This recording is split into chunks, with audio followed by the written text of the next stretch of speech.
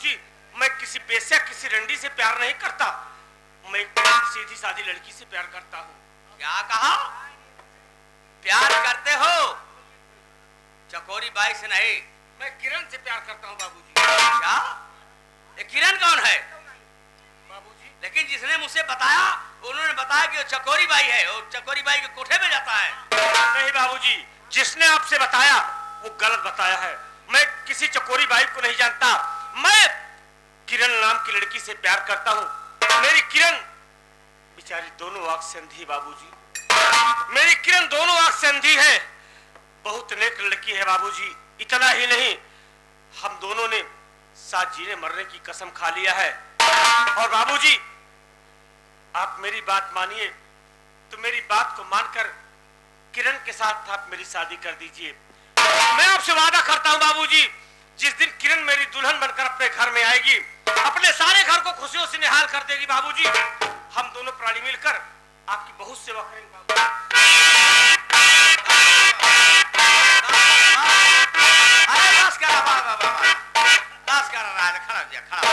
खड़े हो जाओ, खड़े हो जाओ, खड़े हो जाओ, खड़े हो जाओ। क्या कह रहे हो? क्या कर रहे हो कि मैं प्यार करता हूँ चकोरी से नहीं किरण से? प्यार करते हो चाहे चकोरी हो या किरण हो, जिसने मुझसे बताया वो गलत नहीं बताया। लेकिन क्या कर रहे हो कि किरण दोनों आंखों की अंधी है, वो जिस समय अपने घर में आएगी घर को चमका देगी। पूरा घर खुशियों से भर जाएगा। क्यों जितेंद्र? वही हाल है, आखी न दीदा मांगई मलीदा। जो खुदे चले के पोरू को नहीं ना वाहन हर ब्याह डंडा लाई चले तो हमारे घर का चमका है कितना से हो गए। हाँ, पैसा कौड़ी चीज है तकी। अच्छा बाबूजी, बहुत अच्छी लड़की है। हाँ। ये देखा कुछ उससे, ये देखा है। जब मैं उससे मिलने जाता था ना, हाँ। हमको 500 रुपया देता था, कहता इसको दे दो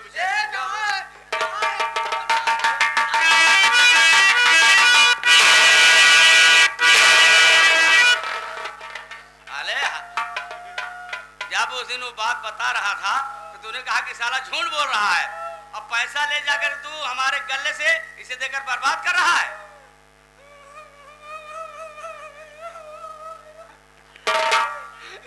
भाई साहब, तोरे कैसे भाई हम पैसा ले रहे कहा कि हम क्यों से न बताऊ, आज बताई दे भाई साहब। जा आज से हमारे तो है खट्टी।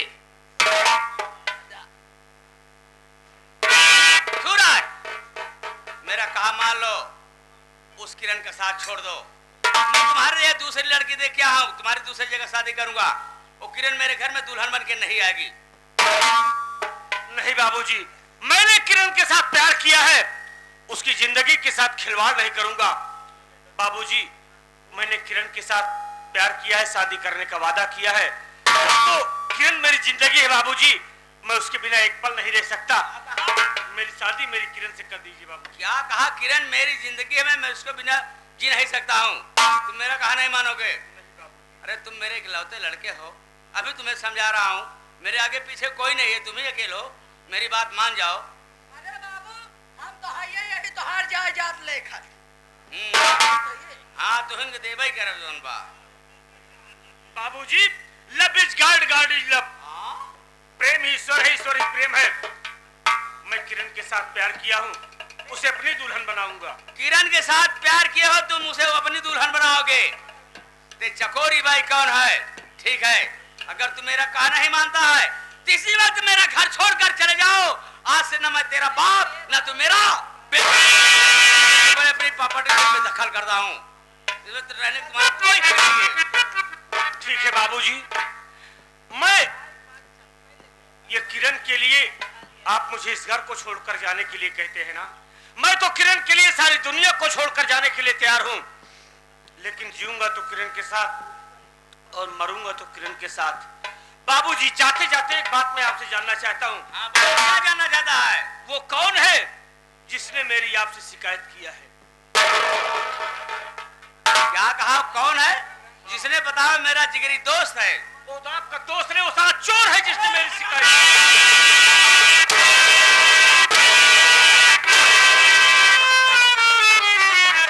मेरे दोस्त को चोर बना रहा है, चले जाओ मेरे नजर के सामने से। ठीक है बाबूजी, आज तो ये घर छोड़कर जा रहा हूँ, लेकिन जाने से पहले एक बात कह के जा रहा हूं। अब तो सबसे पहले मैं उस चकोरी बाई रंडी से मिलूंगा, साली से, जिसने मेरे घर में इतनी बड़ी दरार पैदा किया है। हाँ, ए आ गए भैया मधु हॉस्पिटल। मधु हॉस्पिटल उतराव हाईवे के बगल मधु हॉस्पिटल यानी हॉस्पिटल है। और ये हमारे शेखर पटेल भैया है, इनकी तरफ से 21 रुपया का महान पुरस्कार। उनका कहना है कि जो भैया लोग जो है, अगर उनके पास पैसा है या पैसा नहीं है, फ्री में इलाज होगा। यानी भैया गरीबों को मसीहा है, फ्री में दवाई करा थी। 21 रुपया भैया जी, बहुत बहुत धन्यवाद। तू ही बता जितेंद्र, मैंने इसे पाल पोस के बड़ा किया। सही है बाबू। आज किरण सब कुछ हो गई, मैं कुछ नहीं हुआ। तो मैं तो यही सोच रहा था कि बुढ़ाई के वक्त मेरा सहारा बनेगा। अरे किरण के लिए परेशान है। जाओ, आज से मैंने इसे बेदखल कर दिया और जितनी मेरे पास प्रॉपर्टी है मैं सीधा जा रहा हूँ लखनऊ, जो अपने यहाँ के मुख्यमंत्री योगी आदित्यनाथ हैं। मैं सारी प्रॉपर्टी, सारी जमीन जायदाद मैं सब ट्रस्ट में दे दूंगा। ठीक है, मैं जा रहा हूँ। अभी आगे फालतू है करना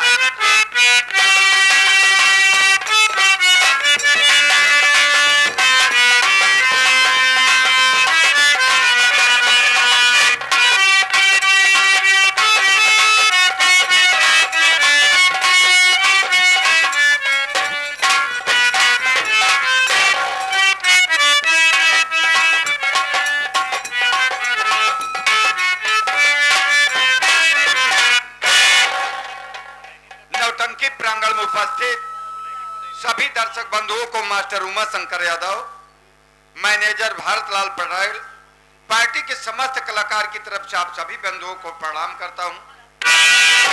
बड़े सौभाग्य की बात जो कि रविवार के दिन इस ग्राम सभा में दिन में मेला लगा और रात में मनोरंजन के लिए इस मोहल्ले में हमारी पार्टी को मेला मालिक और मेला कमेटी वालों ने याद किया।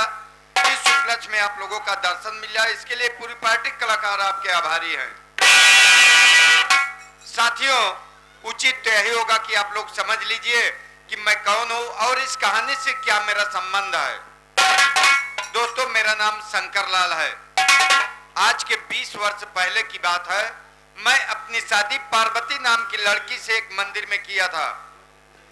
शादी करने के कुछ दिन के पश्चात जब मेरी पत्नी पार्वती पांव की भारी हुई तो मैं खुशी के मारा उसे काशी विश्वनाथ मंदिर में दर्शन कराने के लिए गया। दर्शन कराने के पश्चात हम दोनों प्राणी अपने अपने हाथ में शंकर पार्वती नाम लिखवाया। नाम लिखवाने के पश्चात मेले से निकलने लगा तो अचानक पता नहीं कैसे मेले में भगदड़ हुई। साथियों, मेरी पत्नी पार्वती मुझसे बिछड़ गई। मैंने बहुत खोजा, बहुत ढूंढा, परंतु धीरे धीरे 20 वर्ष बीत गए, आज तक मेरी पत्नी पार्वती मुझको नहीं मिल पाई। साथियों, उसके कुछ दिन के पश्चात मुझे इलाहाबाद हाई कोर्ट में जज के पद पर नौकरी मिल गई। मैं आज इलाहाबाद हाई कोर्ट जज के पद पर कार्यरत हूँ। साथियों, अपने इस कार्यकाल में मैंने तमाम अपराधियों को उचित मार्गदर्शन दिया, तमाम लोगों को न्याय दिया, लेकिन परमात्मा पता नहीं मेरे भाग्य में कब न्याय लिखा है कि मेरी पत्नी पार्वती मुझको मिलेगी, अन्यथा ये जीवन काल अकेलेपन में ही बीत जाएगा। मेरे घर पर मेरा एक नौकर है, वही घर का भी कार्य देखता है और मेरी गाड़ी भी चलाता है। इसका नाम मोनू है। वो आ जाता है तो कोर्ट चलने की तैयारी करता है।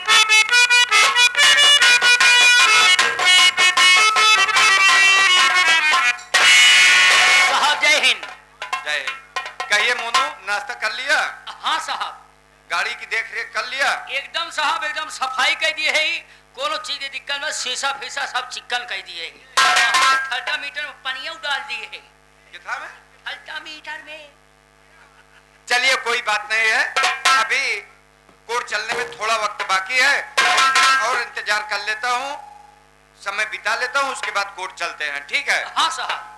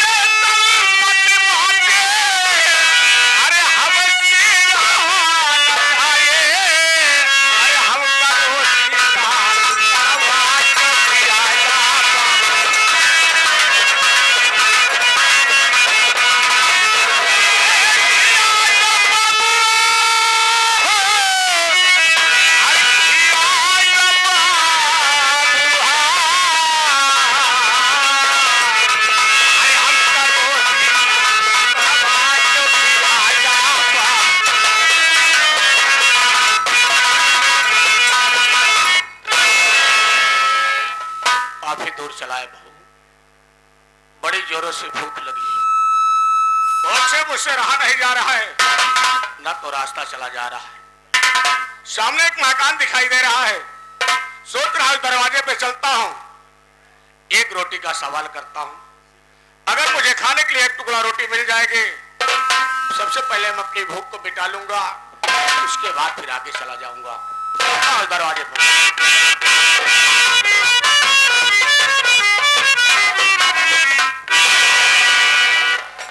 नमस्ते भैया। नमस्ते नमस्ते के हवे तो कैसे हिया आई गया हा? के हा तू? बिगड़ा जी भाई, इंसान की मजबूरी कहीं न कहीं पहुंचा देती है। ये एक साल की मजबूरी है। बड़ी जोरों से भूख लगी भैया, अगर हो सके तो एक टुकड़ा रोटी खिला दो मेरे भाई। यानी तोरे भूख लगी बे यार? यार एक साल से तोरे भूख लगी है भाई साहब। अच्छा ही बताओ भैया, दाल भात खावे? अगर रोटी न हो तो भाते खिला दो भाई। पहले सोचा पांचो भाई साल खा को भात खियाओ ते का साले घड़ी यू दे। आपने गलत समझ लिया, अगर भात न हो भाई खिचड़ी खिलाई देते। पहले सोचा निकालना थी तो साला खिचड़ी खाई आए भो। ससुर के खिचड़ी खियाए तो मोटरसाइकिल दे। अबे हमें का ना खियाए पो भाई साहब। भैया हाँ आप मेरे कहने का अर्थ गलत समझ रहे हैं। हाँ जब इंसान को भूख लगती है तो नक मगर रोटी मिल जाती है, वो भी अच्छी लगती है। हम एक भाई खुद नौकर है भैया, सही बताओ तो भाई बहुत ज्यादा मारा था का भाई? उसी का बताए भाई साहब, अचार चाट के रोटी खाई था। भाई साहब अगर ये पोजीशन यहाँ तक कि कटोरा ले लेते, आगे आगे तू चलता पीछे पीछे। पहले सोचा 500 साल है, आगे आगे हमके भिखारी बनवाता, हम मांगब साला ये हमदम से खाए था। ऐसा काम कर बे, और चलिए हम तो का अपने सेठ के लग लिया चलती। हाँ अपने साहब के लगी।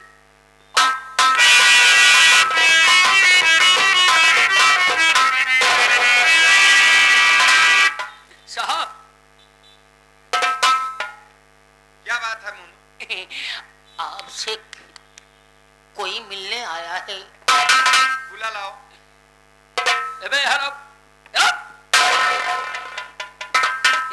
तोर काम फिट कराई दी। हा नमस्ते बाबू। नमस्ते नमस्ते जी, बताइए क्या बात है?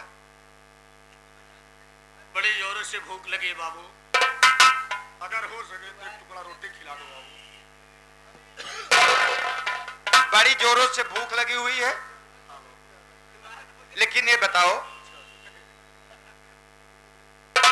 कहीं कोई काम धंधा नहीं मिला क्या? शरीर से तो बिल्कुल स्वस्थ लगते हो। घर परिवार कैसी मजबूरी है जो इस तरह से इधर उधर विचलित हो रहे हो और खाने के लिए परेशान हो? बात क्या है?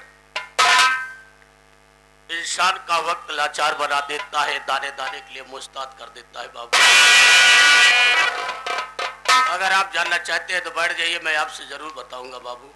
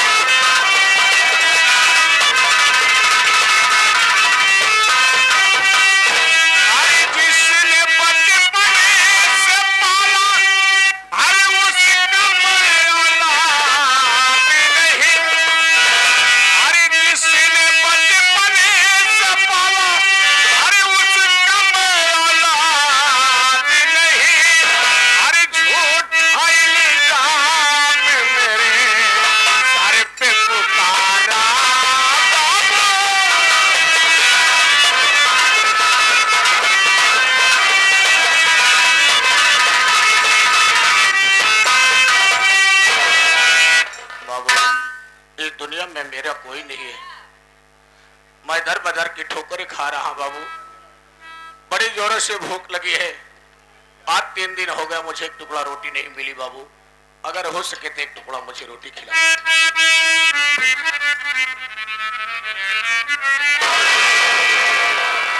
पहले तुम साफ साफ ये बताओ कि तुम रहने के कहाँ वाले हो, नाम क्या है तुम्हारा, और इस तरह से जो बातें कर रहे हो इसे स्पष्ट रूप से बताओ। बात क्या है, तुम्हारे जीवन की कहानी क्या है? मेरे जीवन की कहानी बहुत लंबी है बाबू। इसे सुनाओ, कोई सुनने वाला नहीं। अगर आप पूछ रहे तो मैं आपसे जरूर बताऊंगा, कोई बात नहीं छिपाऊंगा। मैं चंदनपुर का रहने वाला हूं बाबू, और मेरा नाम चंदन है। मेरे बाबूजी का नाम सेठ नारायण बाबू। घर में मेरी सौतेली माँ थी, जिसे लोग प्यार से मालकन कह के बुलाते थे। एक वक्त की बात है बाबू, मेरे घर में एक नौकरानी काम करती थी जिसका नाम किरण था। वो दोनों आंख की अंधी थी बाबू। मालिक ने उसे गरीबी दिया था, उसकी आंख की रोशनी छीन लिया था। वो मेरे घर में आती थी, चूल्हा और बर्तन का काम करती थी। लेकिन मेरी सौतेली माँ देखकर उसे बहुत जलती थी। जो काम किसी से नहीं होता था वो काम मेरी उस अंधी लाचार बहन से करवाती थी। मैं इसे नौकरानी नहीं बल्कि इसे अपनी धर्म की बहन समझता था, और एक भाई का प्यार देता था, वो मुझे बहन का प्यार देती थी। एक दिन मेरी अंधी बहन को मेरी सौतेली माँ नदी पर पानी के लिए भेज दिया बाबू। वो अंधी लाचार नदी पर पानी भरने के लिए तो गई, लेकिन रास्ते में ठोकर लग जाने से घड़ा उसके हाथ से छूट गया। लाल ढूंढने के बाद जब वो घड़ा को नहीं पाई तो घर लौट कर आई। मेरी सौतेली माँ उसे इतनी बेदर्दी से मार रही थी, इतनी बेदर्दी से मार रही थी कि वो मार मुझसे देखा नहीं गया। मैं मौके पर पहुंचकर माँ के ऊपर हाथ उठा दिया, क्योंकि परमात्मा ने उसे कोई औलाद नहीं दिया था। वो बच्चों का दर्द क्या जानेगी। मेरे मुंह से एक शब्द बाछिन का निकल गया। इतना सुनने के बाद माँ मेरे क्रोध में आ गई और बाबूजी के पास गई और बताई कि चंदन ने मुझे बाझिन कहा और उस अंधी किरण को अपनी दुल्हन बनाना चाहता है और उससे प्यार करता है। मेरे पवित्र रिश्ते को उसने नापाक बना दिया बाबू। ये जब बात मेरे बाबूजी ने सुना तो उन्हें गुस्सा आया।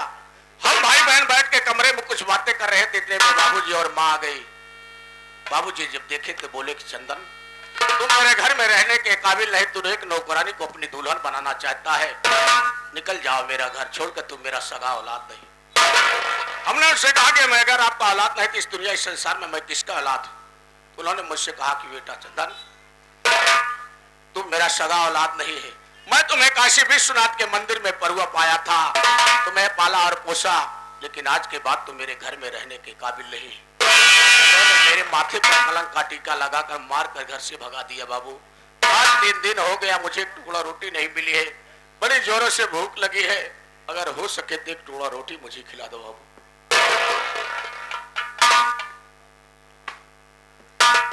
आपका नाम चंदन है और चंदनपुर के रहने वाले हो। आपके घर में एक नौकरानी थी जो दोनों आंख से जिसे दिखाई नहीं देता था। उस नौकरानी को नौकरानी नहीं, तुम अपने बहन समझता था, जिसको तुम्हारी माता और तुम्हारे पिताजी ने चरित्रहीनता का आरोप लगाकर तुम्हें घर से बाहर कर दिया। घर से बाहर होने का मुख्य कारण यही है तुम्हारा।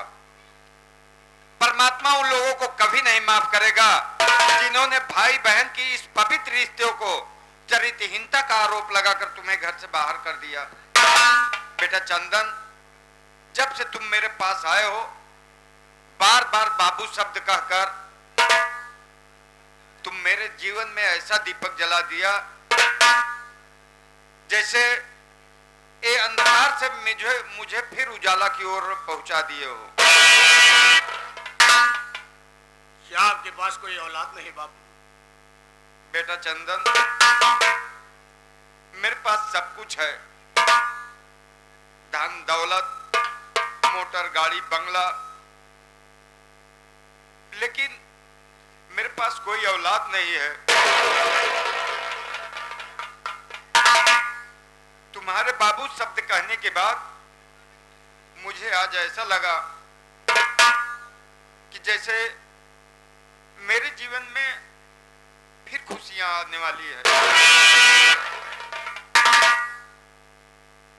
तुम्हें घर से बाहर कर दिया गया है। मैं तो यही चाहता हूं कि तुम मेरे पास मेरे बेटे समान मेरे घर पर रहो। तुम्हें किसी प्रकार की कोई कमी नहीं होगी। बापू, एक नसीब के किस्मत में कहा परमात्मा लिखा कि कोई मुझे अपना औलाद बना ले। बाबू बेटा चंदन, तुमसे मुझको यही उम्मीद थी कि तू मेरे बातों को इनकार नहीं करेगा, स्वीकार कर लेगा। आज से मेरा बेटा चंदन शंकर लाल के बाद इस जागीर का मालिक, इस प्रॉपर्टी का मालिक मेरा बेटा चंदन होगा। मैं इसे अपने बेटे के रूप में स्वीकार करता हूं। अगर आज आपके दिल में प्यार जागा है